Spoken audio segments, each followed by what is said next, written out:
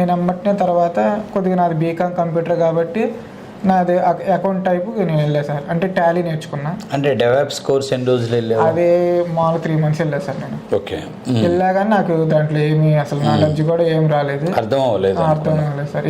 Interest పెట్టి ఉండకపోవచ్చు sir. నేను కూడా ఇంట్రెస్ట్ లేదు దానికి. Second experience second sir. అది కూడా అమీర్పేటేనా? సో అమీర్పేట నువ్వు పాతోడివే కొత్తోడివే కదా. 3 ఇంకా తర్వాత ఇవన్నీ మనకి ఎందుకులే, మన బ్యాక్గ్రౌండ్ వచ్చేసి బీకామ్ కంప్యూటర్, మనకి అకౌంట్ మీద నాలెడ్జ్. సో ఈ స్టోరీ మనకు కూడా కొత్తే, ఇప్పుడు మాకు కూడా ఏం తెలియదు. ఇప్పుడు నువ్వు చెప్తుంటే కోటేశ్వరరావు బీకామ్ చదివిండు, కోర్సు చేశాడు, ఈ విషయాలన్నీ అంటే నువ్వు చెప్తుంటే నాకు ఆశ్చర్యంగా ఉంది.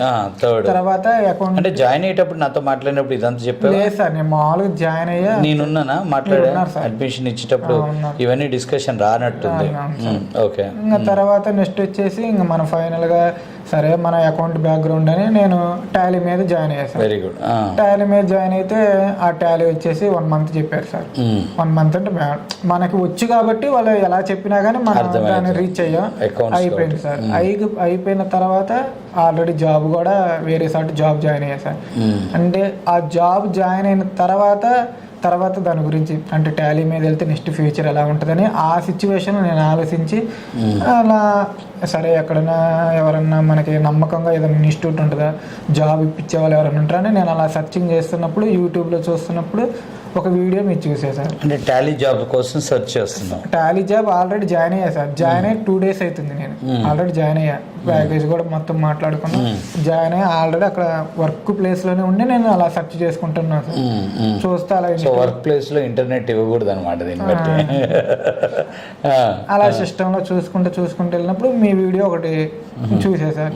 సరేలే వీడియో చెప్పారుగా, వీడియోలో చెప్పినంత ఉండదులే ఎక్కడైనా, ఇలాంటి వీడియోస్ వస్తుంటే పోతుంటే అలాగా నేను దాని గురించి ఏం పట్టించుకోవాలి. ఏం చూసావు వీడియోలో? అంటే స్టూడెంట్ మన స్టూడెంట్ ఇంటర్వ్యూలో నేను జనరల్ గా మాట్లాడినా. స్టూడెంట్ ఇంటర్వ్యూ ఒకటి, మీ ఇంటర్వ్యూ ఒకటి చూసారు. ఇలా ఏ బ్యాక్గ్రౌండ్ అయినా కానీ జాబ్ గ్యారంటీ. సరే ఎవరికైనా తెలుగు మీడియం బ్యాక్గ్రౌండ్ కానీ అర్థమైంది. అంటే ఫస్ట్ జాయినింగ్ లో చెప్పేటప్పుడు ఇవన్నీ చెప్తారు కానీ తర్వాత ఏం కంటెంట్ ఉండదు. వాళ్ళ పాపులారిటీ కోసం అలా చెప్తారు. నేను అనుకొని ఇంకా దాన్ని వదిలేసాను సార్. తర్వాత నేను ఒకరోజు సండే వచ్చింది సార్. సండే వస్తుంటే అలా ఇలా నేను బయట తిరుగుతుంటే మా ఫ్రెండ్ ఒక అతను చెప్పాడు సార్, ఇలా మా ఫ్రెండ్ ఒకటి జాయిన్ అయ్యాడు. ఇలా జాయిన్ అయ్యి వాడు ఆల్రెడీ జాబ్ చేశాడు. ఒక 1 year చేశాడు. కంపెనీ నచ్చక మానేసి వస్తే మళ్ళీ రిఫరెన్స్ చేసి మళ్ళీ సార్ ఇంకొక జాబ్ పెట్టించాడు అని చెప్పాడు సార్. అంటే ఇప్పుడు నేను జాయిన్ అయ్యేటప్పుడు అతను ప్యాకేజ్ వచ్చేసి మంత్లీ వచ్చేసి 60,000 అలా ఉంది సార్. అయితే మా ఫ్రెండ్ చెప్తే నేను ఇన్స్టిట్యూట్కి డైరెక్ట్గా వచ్చేసి సంతోష్ సార్ ఉన్నాడు సార్. సార్ని కలిసాను. సార్ని కలిస్తే సార్ దాని గురించి ఉన్న ప్రాసెస్ చెప్పాడు. మళ్ళీ సార్ని కలిసిన తర్వాత మళ్ళీ ఇంకొక రోజు వచ్చేసారు. వచ్చి మళ్ళీ మేడం కలిసాను సార్. సరే మేడం కలిశాను, సార్ని కలిశాను, బాగానే ఉంది. కానీ చెప్పే కంటెంట్ అర్థమైద్దా కాదా? ఇప్పుడు ఆ కంటెంట్ మనం అర్థం చేసుకోవాలి.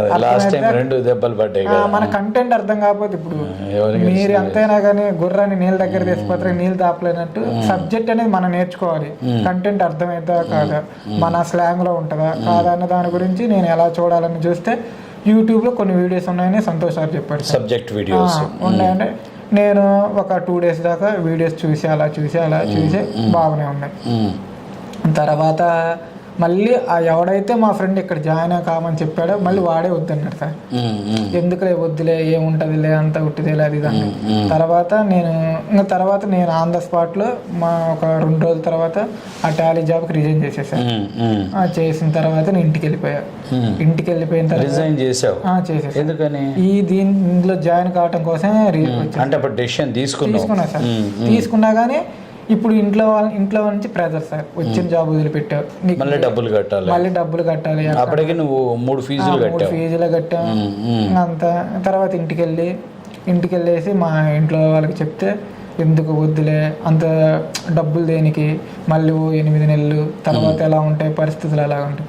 నేను ఒకటే చెప్పే సార్ వాళ్ళకి, నేను ఇప్పుడు డబ్బులు తీసుకుని వెళ్తున్నా, జాబ్ వెళితే జాబ్తో వస్తా, లేకపోతే పెట్టే బయట సర్దుకొని వస్తా, ఇంటికాడ పొలం పని చేసుకుంటా. లాస్ట్ ఛాన్స్ ఇవ్వండి, లాస్ట్ ఛాన్స్ ఇవ్వండి అని వచ్చేసా సార్.